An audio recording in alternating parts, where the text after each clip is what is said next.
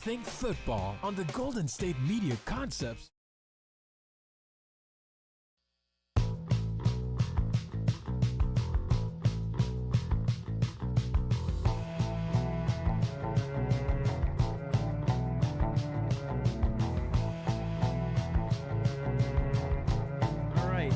Back here on the GSMC Football Podcast, and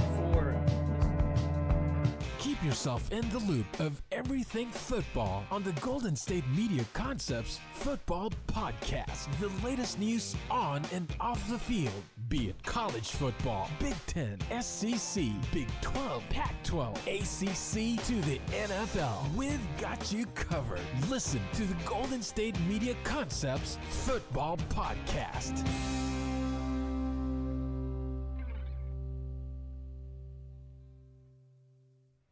And welcome everybody to another edition of the GSMC Football Podcast, brought to you by the GSMC Sports Network. As always, I'm your host, Kenneth Grunfelder, and it's great to have you guys here on this Friday, August 2nd. We have a lot to talk about on the show today. Before I get into that, I just want to remind you guys, as always, to tip or donate and get your comments recognized, make sure to go to the following link. That is gsmcpodcast.net. Really helps the show, makes the show more interactive between myself, the host, and you guys, the viewers. Again, that is gsmcpodcast.net. And as always, it is displayed on the ticker at the bottom of the show segment down below. So let's get into what we are going to discuss today. So we're going to start off the show. We're going to recap the Hall of Fame game from last night between the Bears and the Texans. It's nice to actually recap a game finally. So we will do that here in the start of the show. Then we'll talk about the lawsuit regarding the Sunday ticket. So the decision on that was overturned for the NFL in the NFL's favor. So I wanted to get into that and give you my thoughts on that as well. Then we will continue our running back rankings. Today we will be covering the running backs in the AFC South. So we'll get into that. Actually, no. Before we get into that, we'll get into the injuries, injury updates. Actually, that's the fourth part of the show. We'll get into the injuries of Justin Herbert and DeAndre Hopkins. Then we'll get into the running back rankings. And then in the final part of the show, we'll talk about some comments made by Devin White about the Eagles' collapse from last year. Now, he was a part of the Buccaneers, but he had some comments on the Eagles' collapse and, what to expect from the team this year. So that's the rundown for the show today. So let's get into the first topic, which is recapping the Hall of Fame game from last night. Now, the Hall of Fame game did get cut short. There was a weather delay. I mean, the rain was really bad, so they ended up calling it, which was the right decision. Because, first of all, especially with this game, it's the first preseason game. There's no need to try to get the whole game in. But the Bears did win 21-17. So, if you bet on the game last night, I know the Texans were the favorites, but if you took the Bears, you got a little bit of change last night. It doesn't really matter. But I just wanted to go through the statistics here. So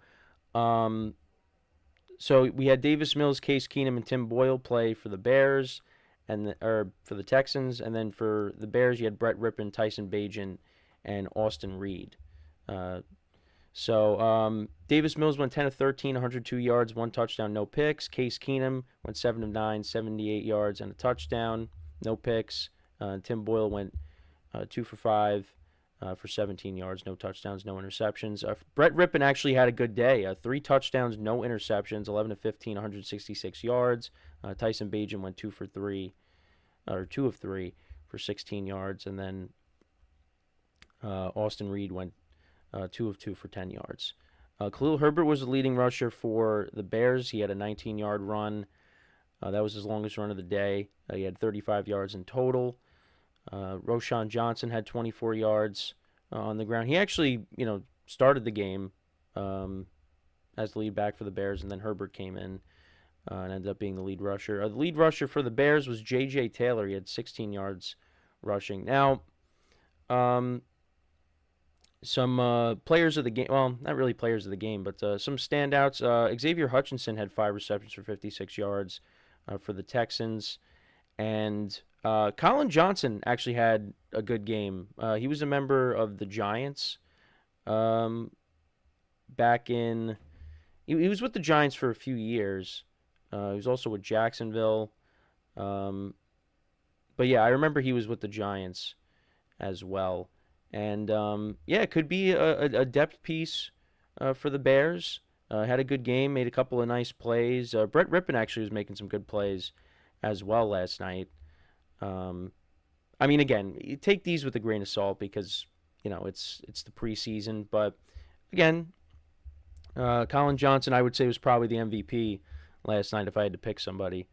I did think it was interesting though that Roschon Johnson got the start over Khalil Herbert because I was thinking Khalil Herbert's going to be the backup to DeAndre Swift, but Roschon Johnson at least started the game. Now Khalil Herbert outgained him, so I don't know. I mean maybe that's something to keep an eye on. Who's going to be the second back or the second string behind DeAndre Swift. Also, actually, another player, Cam Akers. So the Texans brought him in recently, and he's dealt with injuries over the course of his career, a couple of Achilles tears. And last night he actually did have a touchdown. He had a receiving touchdown. He had 2 receptions for 18 yards. He actually did look good on some runs that he had. So, that he could be a guy that's the number 2 back behind Joe Mixon. I know they also have Damian Pierce, and as well as Ungu Buale as well, who actually was kicking the ball for the Texans a little bit last year when Fairbairn got injured. That was against the Buccaneers. He only had 3 carries for 14 yards. But yeah, Brett Rippon for the Bears, I thought played well, made some good throws. So he's battling it out with Bajan for the backup quarterback job. So we'll see how that goes.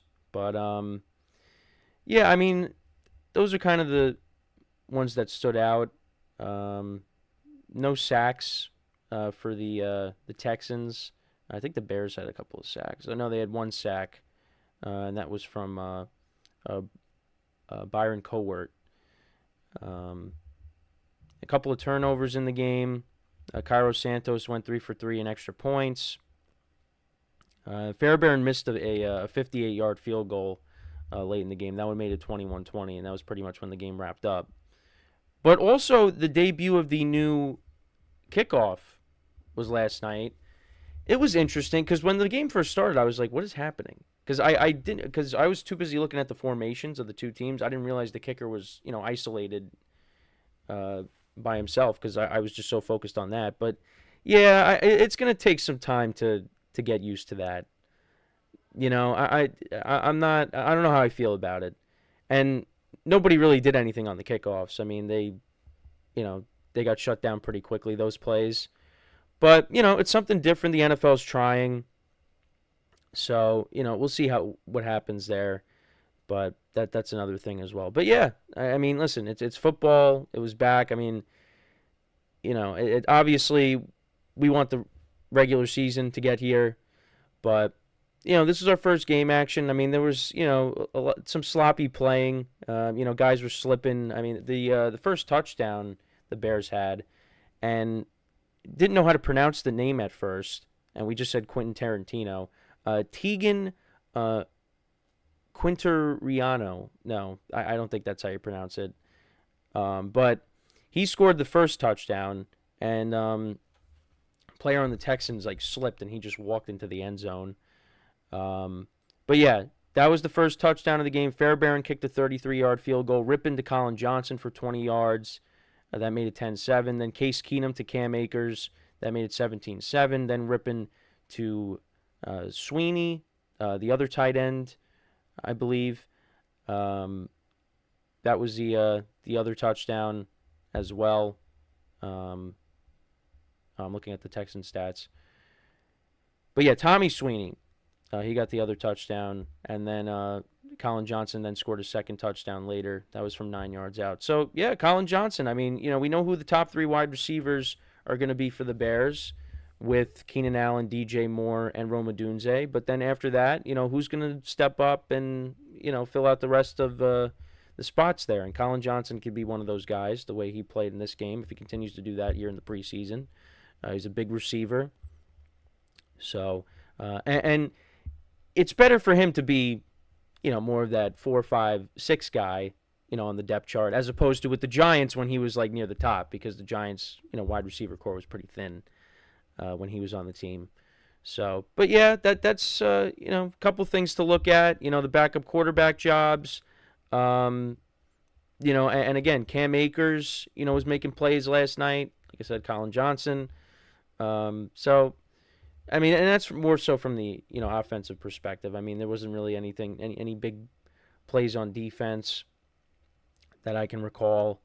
I think when the Texans had the ball, I think Davis Mills almost threw a pick that, should have went the other way if the defensive back caught it. Could have went the other way. But, yeah, there was no big plays on defense. But, yeah, I mean, football's back. And I'm so happy that it is. Next week, everybody's going to be playing, so there'll be more stuff to talk about. But, yeah, the Bears get the win in 3 quarters, basically. This is the final score, 21-17. And, yeah, we'll see when these two teams meet in Week 2 on Sunday Night Football. It should be a lot of fun. But, yeah, I mean, the Texans went right down the field to start the game. I was like, wow, the Bears' second string is not good at all. But no, they ended up pulling it out. Brett Rippon said play well. So, he's going to give Tyson Bagent a run for his money for that backup quarterback job. So that's something to keep an eye on, if you're a Bears fan. Yeah, so let me know what you guys think, though, about the game. What were some of your reactions from it? But like I said, we'll get the real deal in Week 2 when these two teams meet, and it should be a lot of fun, you hope. So, yeah, we are going to take our first break now. When we come back, we will talk about the lawsuit the decision getting overturned in the NFL's favor. I know we talked about that a couple weeks ago, but I just wanted to cover it again and give you an update on that, because that made news while the game was going on last night. So that is what we will do when we come back from our first break of the show. So with that being said, stick around, and we'll be right back here on the GSMC Football Podcast. I feel like I'm losing my mind. Is everybody in the world blind? Please, Lord, give me a sign, a sign. I feel like I'm losing my mind. Is everybody in the world blind? Please, Lord, give me a sign, a sign. I wanna be the greatest. Everybody on the fake shit. I look around and feel like everybody is the fakest. I make this every day and I'm impatient, hoping one day I blow up from the basement. Statement, the top is so vacant. I don't hear shit that I think is amazing. Waiting for my day when I'm playing sold out shows for 1,000 faces. Hey, give me that crown, get in my way and to be put down. It ain't your place, all this my town. If I want that shit, then I'll get it right now. I'm losing it, the noose it fits. I'm losing shit, a stupid myth. You choose to live or choose to dip. You choose to fight or lose your grip and lose a gift. Oh, I feel like I'm losing my mind. Is everybody in the world blind? Please, Lord, give me a sign, a sign. I feel like I'm losing my mind. Is everybody in the world blind? And we are back here on the GSMC Football Podcast. And for the second part of the show, we are going to talk about the Sunday ticket lawsuit being overturned in the NFL's favor.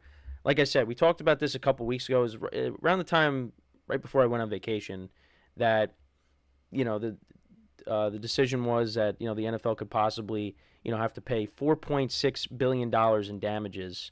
But that would get tripled because of the kind of case that it was. But now it seems like that's not going to happen, which I think we all kind of figured. Again, I'm not going to pretend like I'm a law expert, but, talking about it in the production meeting too, it's like, this is going to keep going back and forth. And, of course, this decision goes in the NFL's favor. So a federal judge overturned the jury verdict in the NFL Sunday Ticket lawsuit. The decision is a significant win for the NFL, which was facing over $14 billion in potential damages. A Los Angeles jury had previously found the NFL violating federal antitrust laws by selling the Sunday Ticket package exclusively on DirecTV at an inflated price.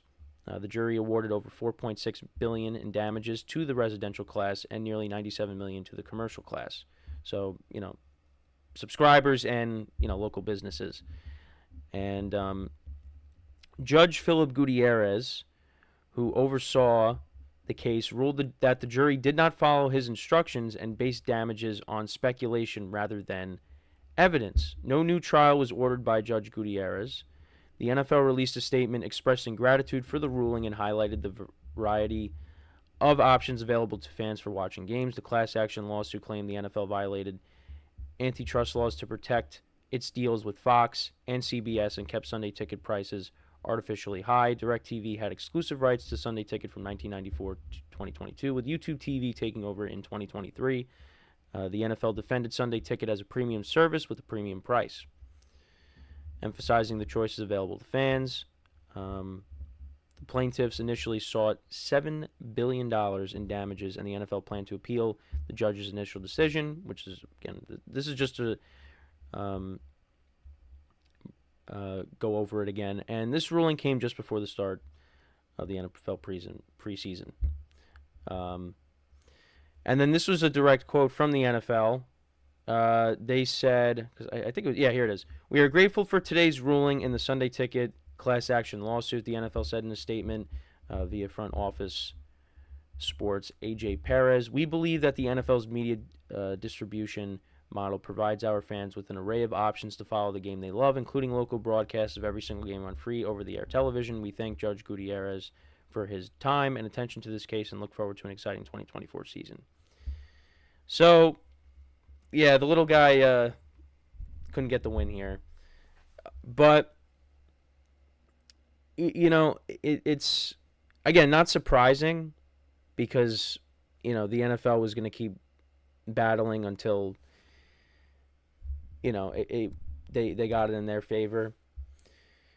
And, it's unfortunate for people that were hoping that it was going to go the other way. But it was never going to be the case here. And, yeah, if you want the whole package, you got to pay the full price. If you want, to watch your team, you're going to have to pay the full price. Because many people were looking at it saying, you got to change it. Make it so you don't have to pay the whole package. If you want, a certain team, a certain division, whatever the case may be. And that's not really the case here. Now, for me, I know I've said this, I'm not going to buy the Sunday Ticket because, it's pointless for me right now where I'm at, what I'm doing. So I'm not going to. I'm just going to end up, either watching Red Zone whenever I'm home. Because right now, the way my life is, I'm not home when, we get to football Sunday. I'm out. So I'm watching, all the games that way when I'm out. When I'm home, though, it depends on what the local games are for me. Now, if the Giants are on, you're going to watch. You're going to have the Giants on. Well, for me, I'm going to have the Giants on. But, if it's not an entertaining game, I'm going to switch over to Red Zone and just watch that. But I do like watching a full game. Red Zone is great. But for me, I like to sit down and just watch one game all the way through. But last year, the one time I was actually home on a football Sunday, Jets-Falcons was on. And I was like, I'm not watching that. And I just watched Red Zone the whole time. Because I'm like, it's two teams that just weren't good last year. I think it was Trevor Siemian or Tim Boyle versus Desmond Ridder. I'm like, I don't want to watch this. I got to put something else on. But that's what makes the Sunday Ticket great is, if you have that problem and you have the Sunday Ticket, you could just go there and watch whatever game you want. Except, of course, whatever's in your local area because that's, blacked out. But yeah, I mean, listen, it's the Sunday ticket is something that I could afford, but I'm not going to pay for it. Many people can afford it. It's just, but for some people, maybe you can't afford it. You can't spend the $450 or whatever the full price is, for 4 months. I mean, that's why I did the student discount. Student discount is, $25 a month. It's $100 in total. It's like I could do that. But yeah, it's just, like I said, I think a lot of people wanted it to go the other way, of course, but it didn't happen. The NFL got the win there. Now, I don't know if this is going to continue, but, I'm not really surprised by the ruling. I think we were all pretty much expecting that. So, yeah, the Sunday ticket's still going to be what it is. The NFL is not going to have to pay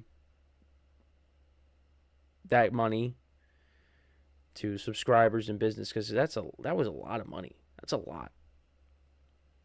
Now, the NFL would be able to survive because it's just a machine, and they're always making money. They're the kings of all sports. Nothing stops it. Nothing's going to stop it.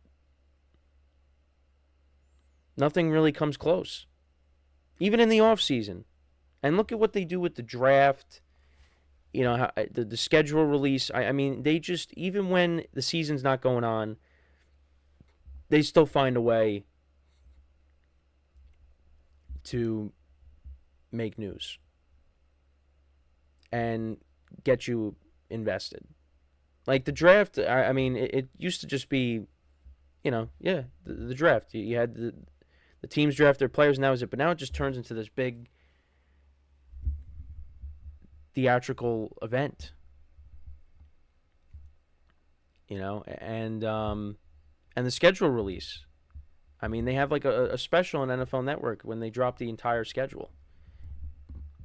So, and the NFL, it's a business. They give the Sunday ticket a certain price, and if you want to watch football, if you want to watch your team, you got to pay that price.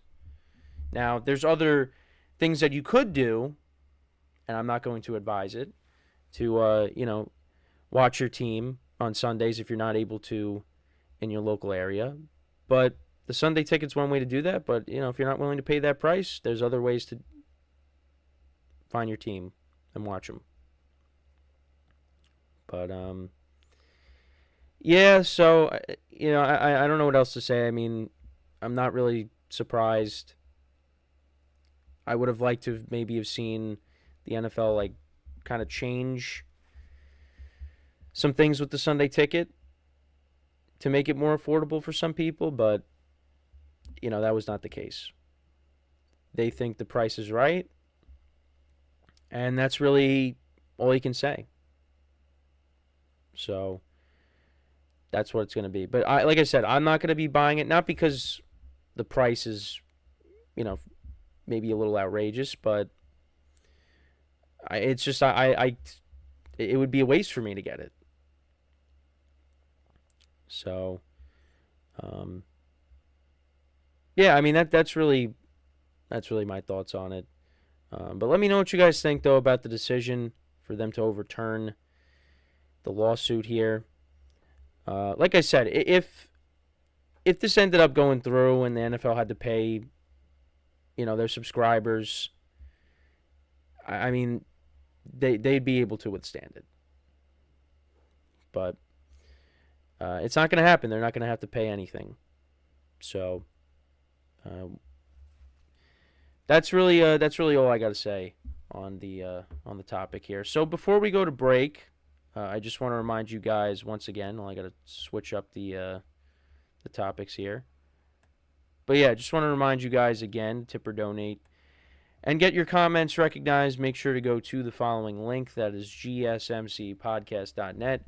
Really helps the show, makes the show more interactive between myself, the host, and you guys, the viewers. Again, that is gsmcpodcast.net. And as always, it is displayed on the ticker at the bottom of the show segment down below. So when we come back from our second break of the show, we will talk about a couple of injuries. Justin Herbert and DeAndre Hopkins, I'll talk about their injuries, the kind of impact that they'll have on their teams. And that is what we will do when we come back from our second break of the show. So with that being said, stick around, and we'll be right back here on the GSMC Football Podcast. Looking for your daily fix of sports talk without having to pay for it? GSMC Sports Network is available on YouTube. Just search GSMC Sports Network. Get your fix of daily sports talk shows on YouTube, absolutely free. NFL, college football, NBA, MLB, MMA, UFC, fantasy football, and so much more. GSMC Sports Network has shows running all day long, with new sports shows starting every 2 hours. Just like on your favorite cable sports channel, except GSMC Sports Network is absolutely free. Just search GSMC Sports Network on YouTube to catch one of your new favorite shows, like the GSMC College Football Podcast, Chip Shot Football Podcast, Hoops and Heels Women's Sports Podcast, GSMC Basketball Podcast, and so many more. Check it out for yourself. GSMC Sports Network, now available on YouTube absolutely free. Search GSMC Sports Network on YouTube right now.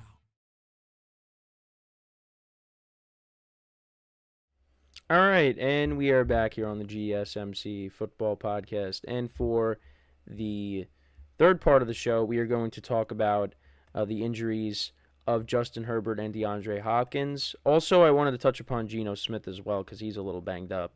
So I wanted to get into him and his injury as well. But, yeah, these were two big injuries that happened recently, so I just wanted to touch upon them. We'll go into and talk about Justin Herbert first. And, yeah, obviously, Justin Herbert, things changed this offseason between the head coach and, the personnel around him. And, the Chargers, obviously a team that, is maybe not looked at as a team that's going to, be a Super Bowl contender. I said they could maybe be a sneaky good team this year, maybe win 9 games, maybe sneak into the playoffs. Because, now with Harbaugh and Justin Herbert, maybe they're able, and the defense maybe plays better, maybe they're able to find a way in. But, so Justin Herbert was diagnosed with plantar fascia in his right foot. And now, for those of you that don't know what it is, now, when I think of plantar fascia, I immediately think of Peyton Manning because that's what happened to him in his final year with the Broncos. Well, his final year of his career is he got that.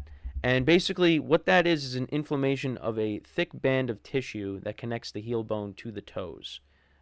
Is an inflammation of a thick band of tissue called the plantar fascia, or plantar fasciitis is an inflammation of a thick band of tissue called the plantar fascia. This tissue runs across the bottom of the foot and connects the heel bone and toes. This is one of the most common causes of heel pain. So that's just the definition of it on Google. So I just thought just to bring that up in case you don't know what that is.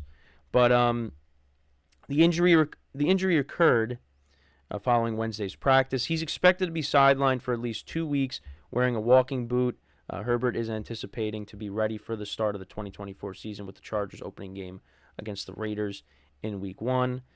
But yeah, I mean, it's unfortunate that this happens. You want him to get those reps, especially with his receivers, because he's got a lot of new receivers. Ladd McConkey, who they drafted. Also DJ Chark they brought in. You got a pair of new running backs with Gus Edwards and J.K. Dobbins. I mean, you got Joshua Palmer and Quentin Johnson, who he's already played with. But, you want to, build up that rapport with those guys. Quentin Johnson's going into his second year, and they're hoping that he does better than his rookie season because his rookie season he did not play well. Drops were a problem. But, this is just unfortunate that this happens. Again, injuries just, they're always going to happen. But this one at least is not. I mean, it is a big injury, but it's not something that seems like it's going to keep Herbert out. It's not going to leak into the regular season, which is good. But these are Herbert's stats from last year. He got hurt late in the season, missed, the final few games. 20 touchdowns and 7 interceptions, passed for over 3,000 yards. I was having a good year. It just, things kind of fell apart after he got hurt. The Chargers, they ended up finishing 5-12 last year. And, you had injuries to Mike Williams and Keenan Allen. Keenan Allen and Justin Herbert got injured around the same time. But yeah, the Chargers just, once Herbert went down, that was it. I mean, that was the nail in the coffin for their season. You had Easton Stick starting the remaining games for them. They still got him. They got Max Dugan, as well as Casey Bowman as well. So they're going to be getting the reps while Herbert is out. But like I said, it's not something that should leak into the regular season. But, again, it's an injury to your franchise quarterback. And that's reps that you're losing here in training camp. And, he's not going to play in the preseason. And who knows if he was going to play in the preseason anyways. But, it's just unfortunate that this has to happen. But, just got to hope that he comes back and, plays well. The Chargers is going to be interesting what they do this year. I think Harbaugh is going to turn them around, because that's, what he does with the 49ers. He did that with, obviously Michigan, turning them into national champions. So now let's see what he could do with the Chargers. The Chargers are, hoping that he can, because last year was rough. So now the other injury I wanted to talk about was DeAndre Hopkins' injury. So now he suffered a knee injury, so he's going to be out, I think, 4 to 6 weeks. I have it in my notes here. Yeah, so he's expected to miss about 4 weeks due to a knee injury suffered during practice. Now, Tom Pelissero reported the injury, and these were his stats from last year. Had over 1,000 yards, 7 touchdowns. That 3-touchdown game in Will Levis's debut. And obviously the Titans, they made a lot of moves. They brought in Calvin Ridley. They brought in Tyler Boyd, Tony Pollard. They drafted J.C. Latham, one of the best tackles in the draft. So, they're trying to put Will Levis in a position to be successful. And, losing DeAndre Hopkins, I mean, this is an injury that could leak into the regular season, more so than Herbert's.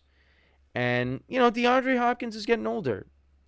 He's in his 30s now. And, you wonder if this is the beginning of the end for him. Again, I mean, he still had over 1,000 yards last year. But, he has been banged up over the course of his career. You just hope that, he bounces back and he's able to come back. Because I want to see what this, Titans team can do with the additions that they made, especially, to pair up alongside Hopkins with Calvin Ridley and Tyler Boyd. Now, I know I've said this, but the receiving core of the Titans, I mean, if this was, 2018 and this was the receiving core, that'd be one of the best receiving cores in the NFL. But, now that we're in 2024, I mean, again, I don't think it's a bad receiving core, but, it's not like what it would be if, obviously if it was 2018. So, but yeah, it's up to Will Levis. Show that you're the guy. I mean, this division with all these young quarterbacks, and, I kind of rank, him and the Titans number 4. Go out there and prove that you're not, and that you belong. But, it's going to be tough if they don't have Hopkins. So, that's going to put, more of an emphasis on Calvin Ridley, on Tyler Boyd. So, but I think, they're more than capable of getting the job done. Those are 2 good receivers. But, yeah, I mean, DeAndre Hopkins is 32. I mean, Tyler Boyd is about to be 30. I think he's 29. Ridley is, close to 30. So, yeah, let's see if they can get it done. But, yeah, it could be without DeAndre Hopkins, at least for the start of the season. I mean, he should be back. If he's not ready for week 1, I mean, he should, come back, early on in the season. But the other injury I did want to talk about was Geno Smith.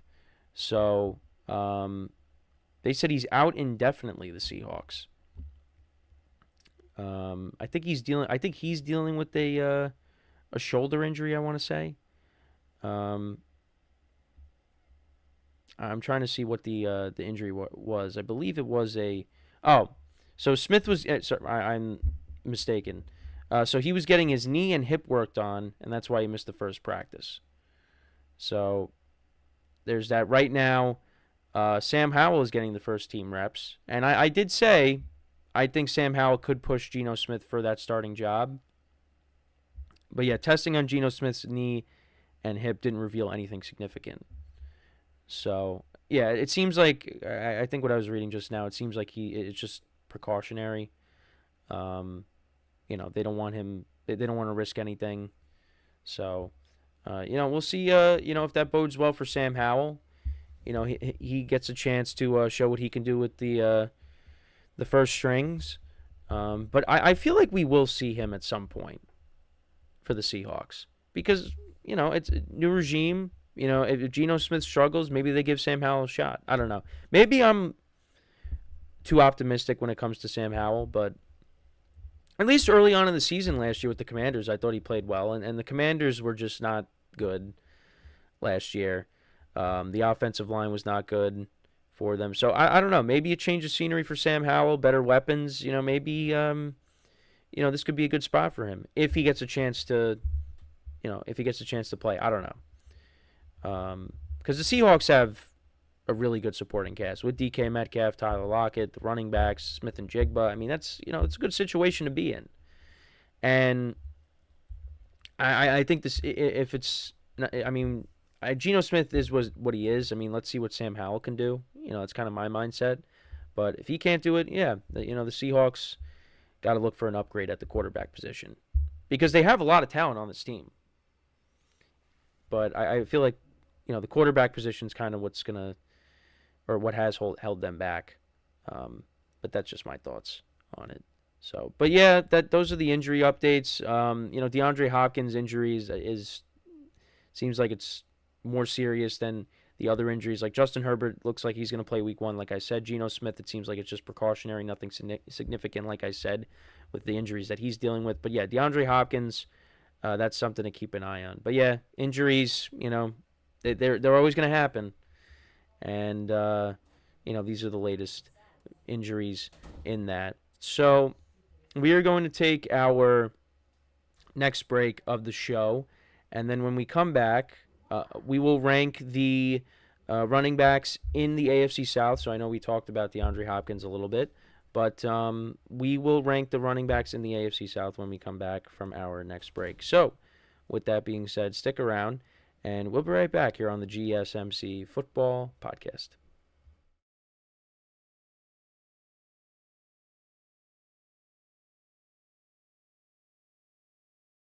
For the best and latest podcasts available anywhere, go to the podcast app on your cell phone and type in GSMC.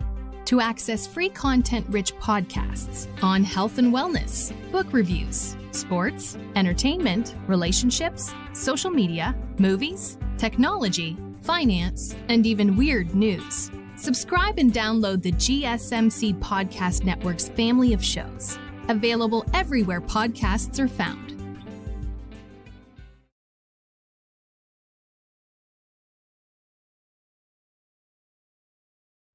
All right, and we are back here on the GSMC Football Podcast. And for the fourth part of the show, we are now going to rank the running backs in the AFC South.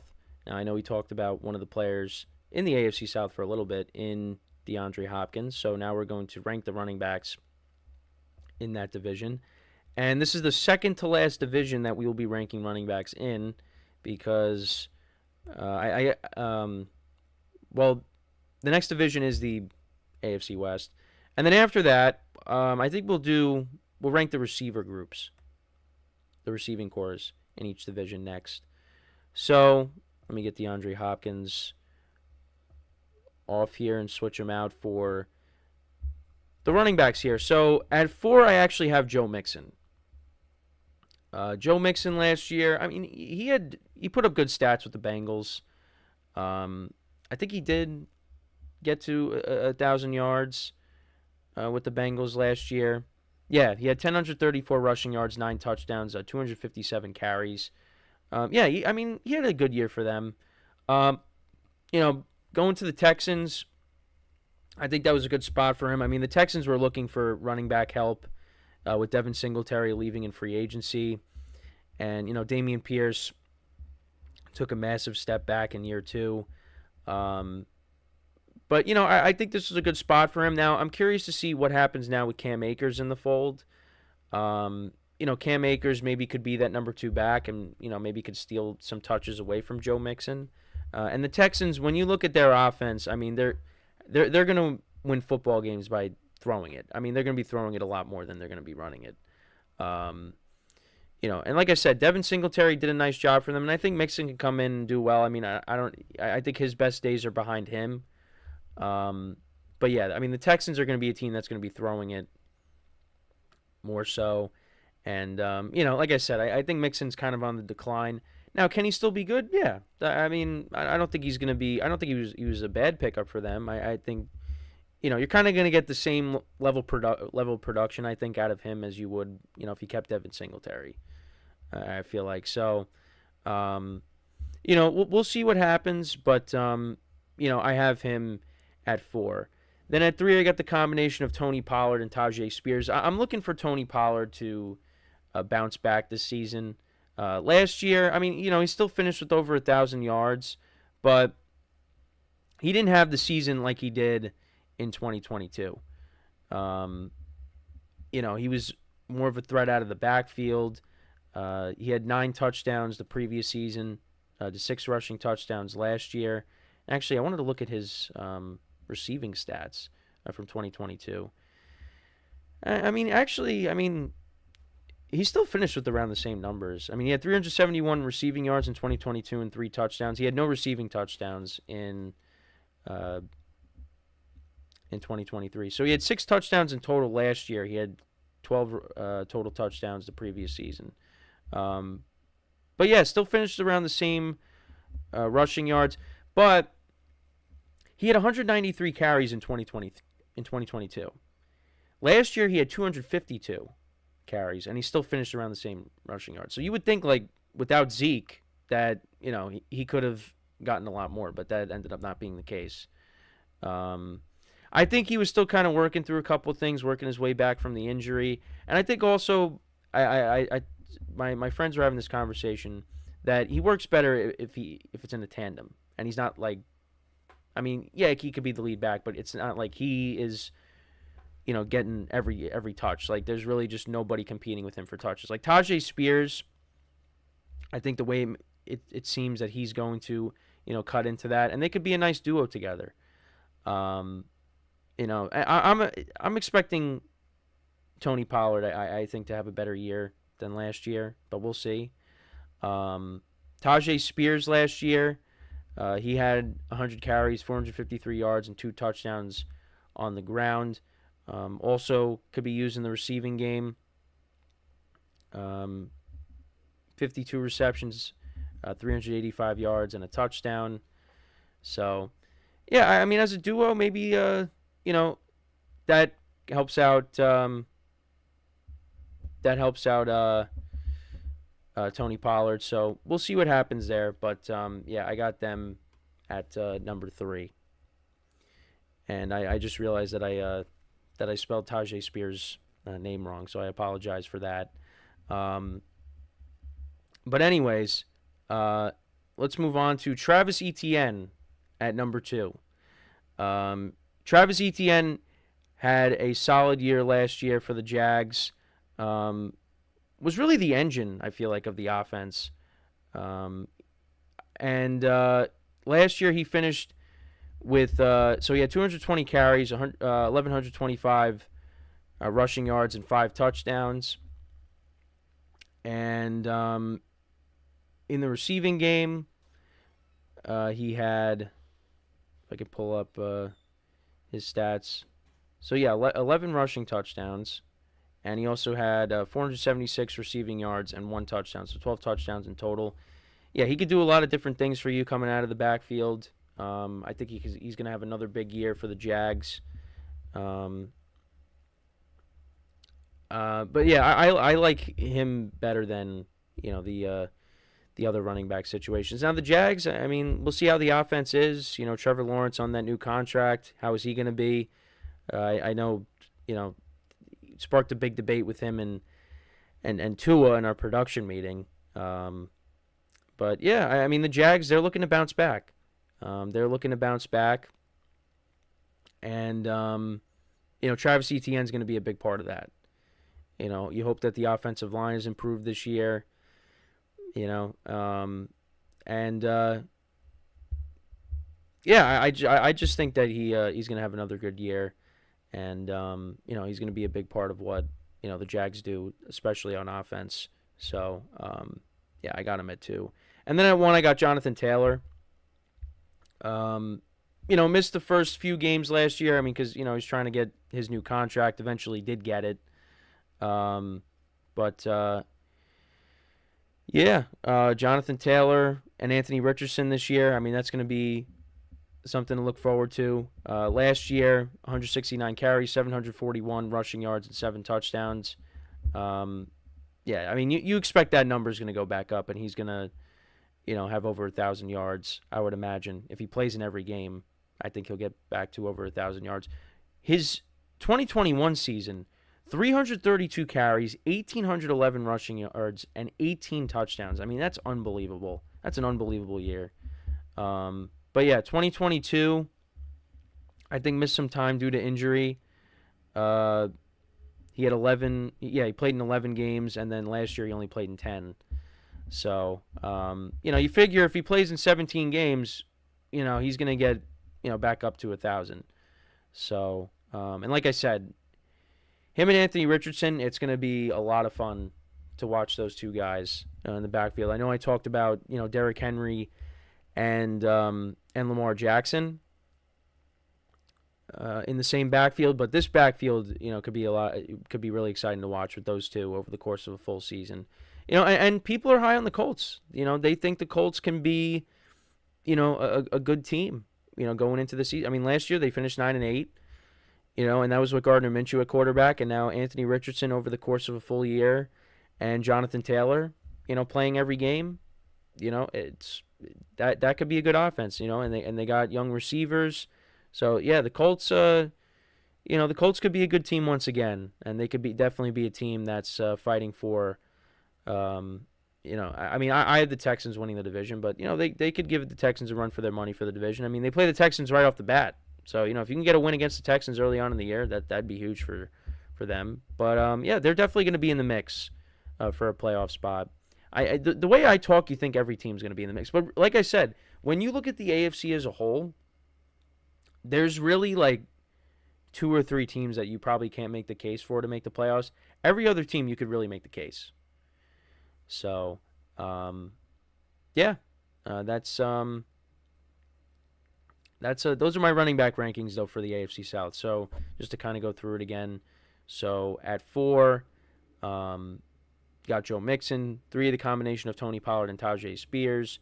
2, Travis Etienne, and then 1, Jonathan Taylor. Now, Travis Etienne is probably the better receiving back of the 2, but for me, I like Jonathan Taylor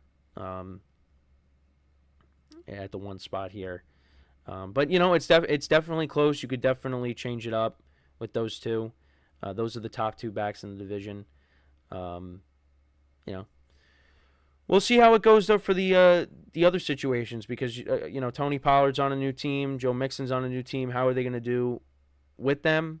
And we'll see if, like I said, Tajay Spears, how is that going to work with Pollard? And, is maybe Cam Akers, could he possibly cut into Joe Mixon's playing time? That's something to look at. But, yeah, those are the running back rankings for the AFC South. Like I said, next week we will cover the AFC West running backs. We'll rank them, and then we'll get into the receivers as well. So that's kind of what we're going to do. We're just going to rank, position players, position groups till we get to the start of the season. So, but let me know what you guys think about these rankings. How would you rank the running backs in the AFC South? Let me know in the comments. But yeah, so that's these are the second to last running back rankings. Like I said, we'll get into the AFC West, and then we'll move on to the receivers. So in the final segment of the show, we'll get into talking about the Philadelphia Eagles. We'll talk about what Devin White had to say. Devin White, of course, was a member of the Tampa Bay Buccaneers. Now he's with the Eagles. So, he had some things to say about, about the struggles that the Eagles had down the stretch and obviously, what happened to them in the playoffs.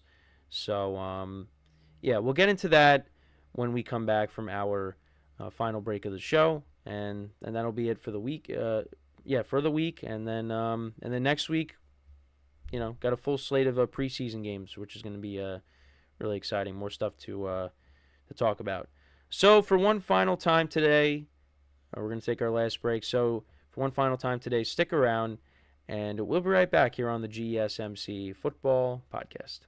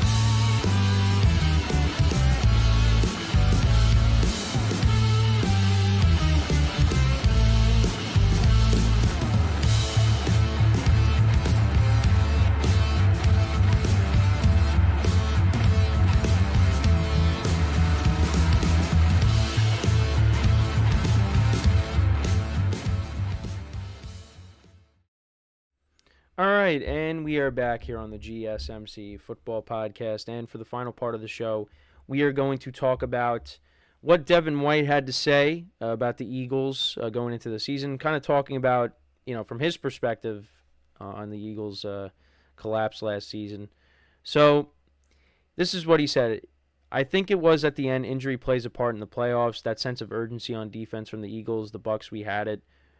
We were hungry. We were feisty. That gets you over the top. They were lacking it for whatever reason. Injury didn't have the will to win, the want to, but it's a new unit. They brought great players in, or back in. It's hard to lose that focus when you got a lot of great leaders on the field. And he also said, all right, so also A.J. Brown had some comments too. He said, how hard guys are working. That's all you can gauge that by. Guys are not sitting around and waiting for stuff to happen or pouting. That's all that matters. All I care about.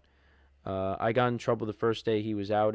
He was out here. I was just watching. I was supposed to be blocking. I had to snap back to reality.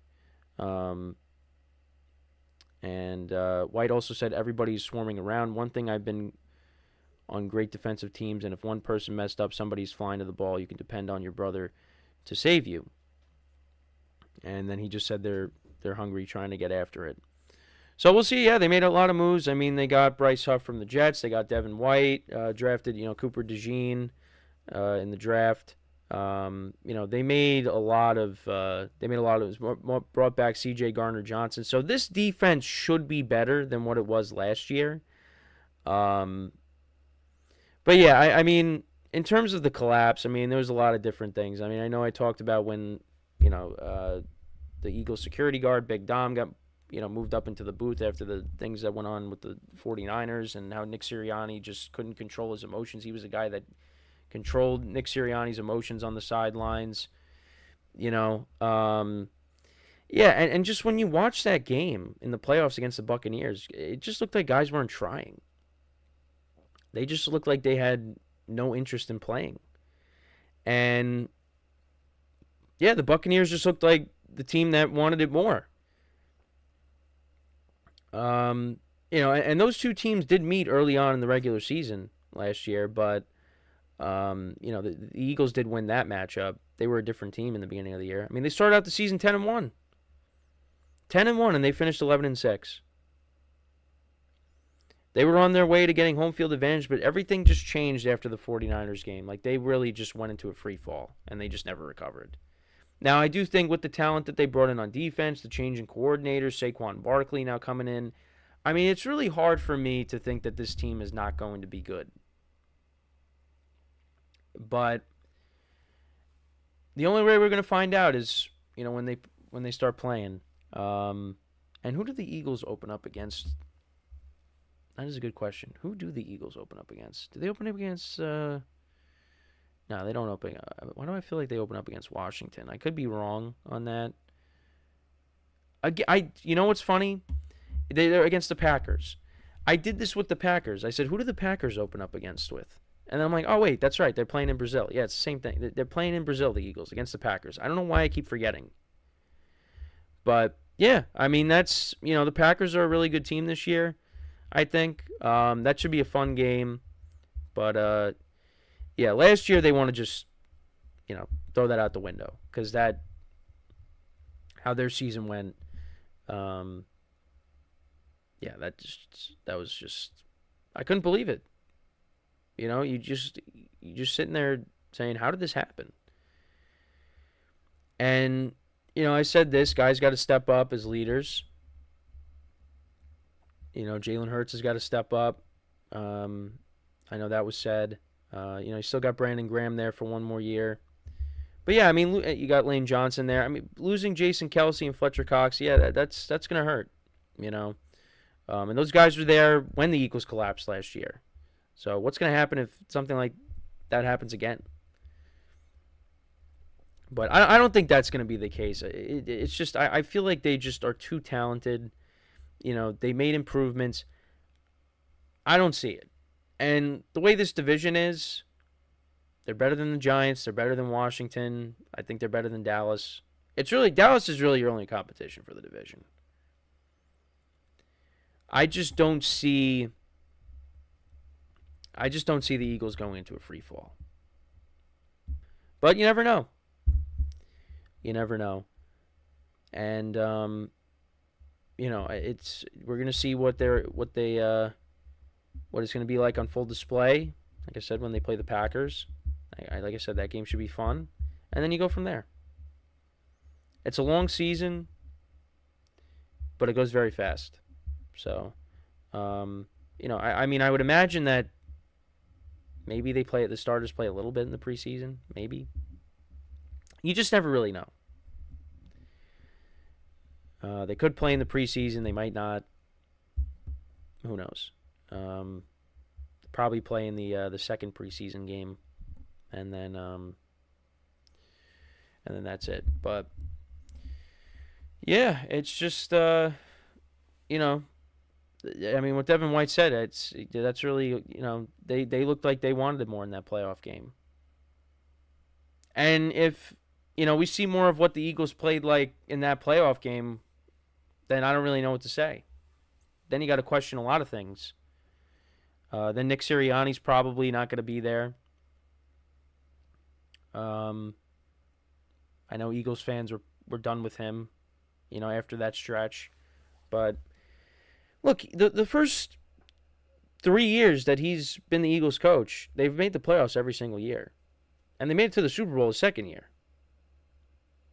So, it's hard for me to say, look at all the success the Eagles had. Now you're just going to turn your back on your coach right now? Now, if the Eagles had a, losing this year, have a losing record and, they play horrible, yeah, well, then he probably should be gone then. But, I mean, depending on the circumstances. But I don't know. I think the success that the Eagles have had in recent years, it doesn't really make sense for me to. It doesn't really make sense for the Eagles to get rid of their coach. But that's just talking about the fans. But we'll see. They're going to be a fun team to watch. Especially with Saquon Barkley now there. I mean, this is me as a Giant fan saying that. I'm not happy about it, of course, but he made the right decision. He went to a team that has a really good chance to do something this year, and I think he deserves that because the Giants just weren't going to give him that opportunity. And I know I've said that many times, but yeah, we'll see how it goes. But it's just good to have football back. It's good to have football back. I know injuries, of course, are happening. Also, actually, another injury I wanted to bring up. So D'Onta Foreman, scary situation with him. So he had to get airlifted to the hospital because, he had direct contact to the head. I mean, he got released from the hospital and, he's going back to the team, which is great news. But, yeah, I'm pretty sure when that injury happened, I talked about him on the show that day. And because I was watching, the training camp special that NFL Network has going on. And, yeah, that was I couldn't believe that. I didn't realize that happened. But, yeah, scary situation there. But like I said, good news on that front. He got released from the hospital. But, yeah, it's just Browns running backs, they just cannot catch a break. Because last year you had Nick Chubb getting hurt. Now you got D'Onta Foreman getting injured. Chubb's working his way back, but, D'Onta Foreman be taking on a big role until he gets healthy, Nick Chubb. He gets hurt. It's just, But like I said, everything he got released from the hospital, which is good news. So, but yeah, just scary injuries with that. I wanted to bring that up. But yeah, injuries just, it's going to happen. They're going to happen this year. Who's it going to be? That's the one thing I'm just not excited about is injuries once they start stacking up. But, yeah, got our first game yesterday with the Hall of Fame game, got cut short. I know, I was sitting there going, are they really going to try to get this game in? Like, what's the point? But that was, they made the right decision. Well, actually, I don't even think, because it was funny. My coworker's looking at the radar, and it's like the rain's not going to stop. Are they really going to try to resume this game? And it just, it ended up not happening. They made the right decision. So, but like I said, we get a full slate of preseason games next week. Really looking forward to that. We'll see some of the rookies in action. So Caleb Williams, he was suited up last night. Obviously didn't play, but he suited up. And, I got to see him at least warm up in, his uniform. But, we're going to see him play. I saw something that said he's going to play, I think, 45 or 55% of the snaps in preseason. So we're going to see a little bit of him in the preseason, which will be nice. Give us something to talk about. And we'll see the other rookies, Bo Nix. We'll see Michael Penix. We'll see. We're going to see J.J. McCarthy. We'll see Drake May. Drake May is, struggling in training camp apparently, and it seems like Jacoby Brissett is going to be the starter, which is not surprising. Drake May is going to get his shot, just not right now. But yeah, we're moving right along here. First game is out of the way, and like I said, full slate of games next week, which I'm looking forward to. But yeah, with that is all the time that we have for today. Thank you guys for tuning in. We'll be back again on Monday. Make sure to check out all the other shows on the network, like I said. We greatly appreciate it. So, as always, I'm your host, Kenneth Gruenfelder, signing off from the GSMC Football Podcast, brought to you by the GSMC Sports Network. Have a good day, and I will talk to you guys on Monday. Have a good weekend. Take care.